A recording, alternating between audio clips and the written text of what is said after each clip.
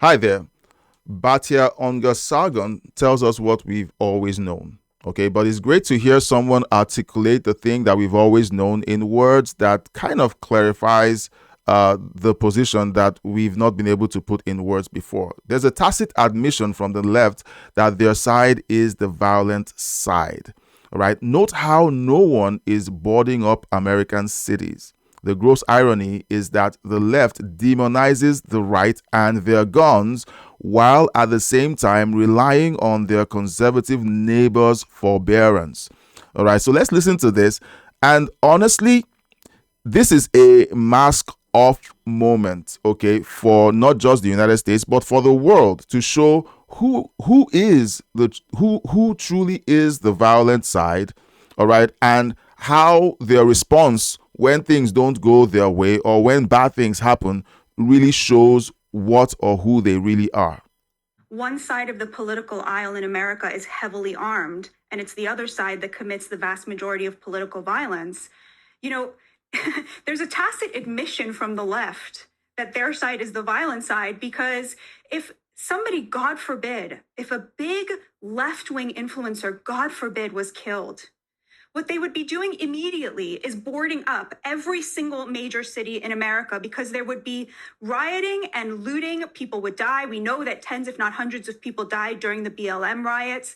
And obviously, none of that has happened, and none of that is expected to happen, despite the fact that the right, whose avatar was just murdered in cold blood, is heavily armed, right? So there is this tacit understanding from the left, even as they call the right the source of all the political violence and fascists and Nazis and what have you, that actually the right will not pick up their arms and turn on their leftist neighbors. And that's very true. They depend on your long suffering, your patience, your forbearance, because they know as long as they continue to push, you're not going to do anything.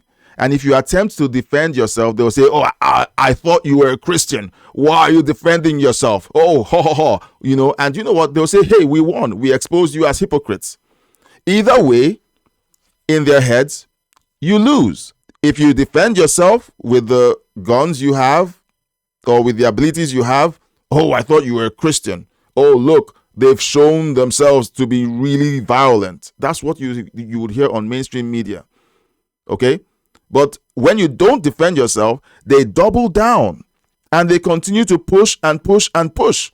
A leftist guns down a conservative voice, and mainstream media jumps up immediately and tries to spin it to say that it was a conservative who shot and killed Charlie Kirk.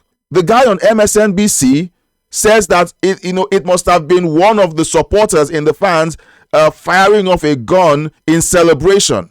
If this doesn't, now when I say enrage, when I talk about these things, I'm not asking you to lose your mind and froth at the mouth and run into the streets and start misbehaving. That's not what I mean. There is a holy anger that wells up in your soul that says this is wrong, this is unjust, it should not have happened.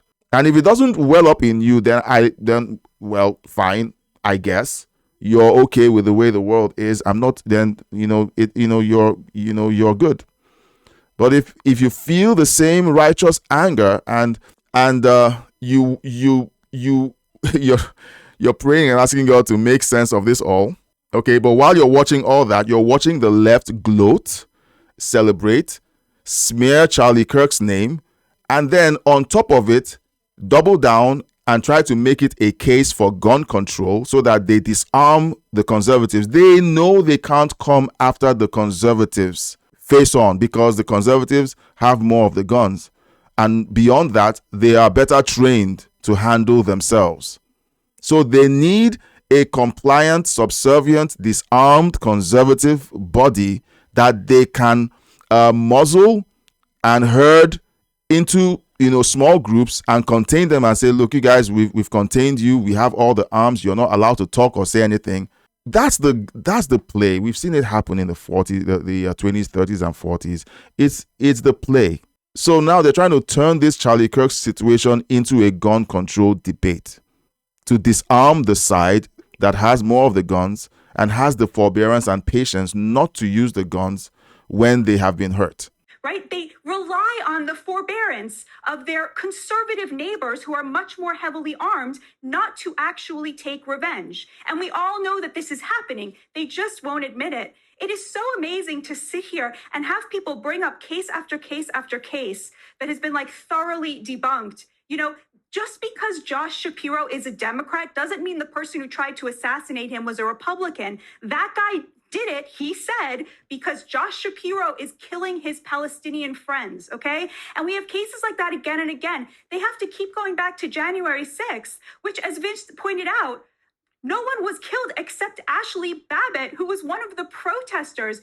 To compare a meme...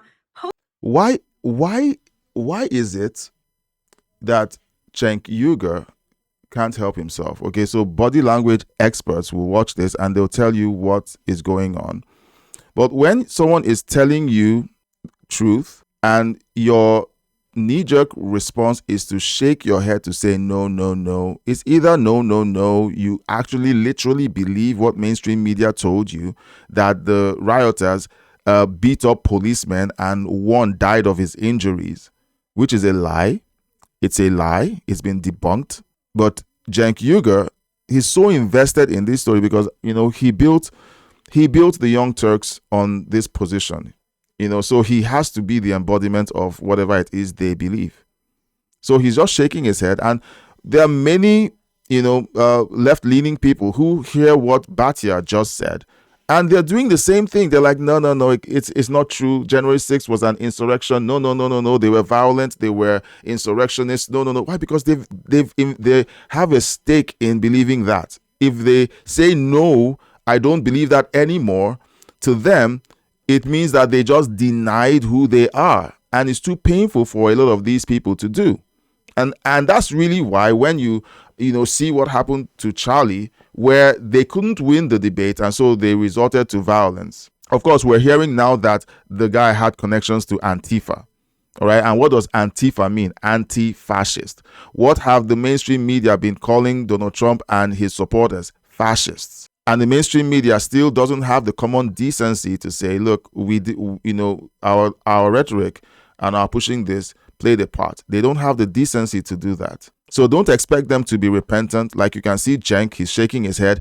Don't expect them to change and repent because something horrible happened. They will double down. They will find other ways around this so that they can say out loud that they weren't complicit, that it was the fault of the conservatives. Like they started saying that it was a conservative who shot and murdered Charlie. They're already doing it. Posted of a Halloween costume to people actually saying the things that murderers then use to justify their killing.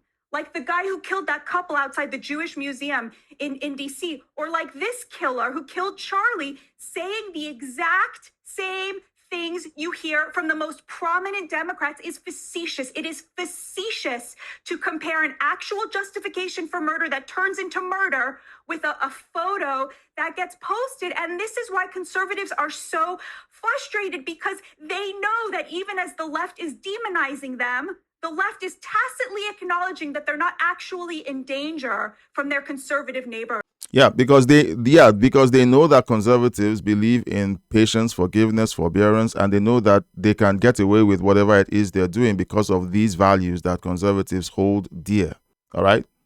So when you find these kinds of activities going on, you should know why they're doing it. They're not doing it because, I'm just a regular guy and I'm doing something. Oh, I'm so sorry. I wouldn't do it again. No, they're counting on the forbearance of the conservatives not to push back. Now we're going to close this video, and I hope that the video doesn't get hit for copyright, music, because I think there's some music in the video, but it is a montage of mainstream media and prominent Democrats using these buzzwords and using these calls to violence that Batya just mentioned. MAGA Republicans have made their choice. They embrace anger. We're fighting fire with fire. I'm going to punch these sons of bitches in the mouth. I hate Charlie Kirk. I think he's actually a Satan spawn. But I'm going to run right over them out with. There are people who know how to fight. Get out of their damn way. They thrive on chaos. You can only push people so far. And then they start to take matters into their own hands. Yeah. There will be news sometime, just so you know, there will be news. Donald Trump is very much alive. And they live not in the light of truth, but in the shadow of lies. Biggest terror threat in this country is white men. When was the last time an actor assassinated a president? I have thought an awful lot about blowing up the White House. I'd like to punch him in the face. Go and take Trump out tonight. Equality and democracy are under assault by Donald Trump and the MAGA Republicans. This dude has to be knocked over the head like hard. We're in a war right now, so you have to be willing to do whatever is necessary in order to save the country. We like a good fight. We Democrats are fighting as hard as we can. Democrats are fighting as hard as we can. Credit it in any way, but we're fighting back. And that is a threat to this country. Well, if you watch this long, you're a super fan. So let me know in the comment section what you think. And if you want to support our channel, please consider leaving a super thank, sharing the video, and supporting us that way. Look, a super thank is a way that you can financially support us. And if you're looking to connect with us closer, you can join the membership. The membership is where we engage with you at a different level. There are videos that I don't want to create for the public, and I will be creating them for you as a member. And we will also be having calls where we have conversations around what's going on in the news, live streams where we engage. And also, if there's something that you want to do where content is concerned, you want to create content to contribute to what's going on, online, and debunking the narratives that you're seeing, the lies that upset you and anger you, it's time for you to do something about it. If you're in the membership, I can work with you to start out your own content line, whether it's a YouTube channel or anything else. We can talk about it, strategize, and see how I can be of support to you. So thank you so much for being a supporter and for being a part of this. Until next time, God bless you, and I'll see you on the next one.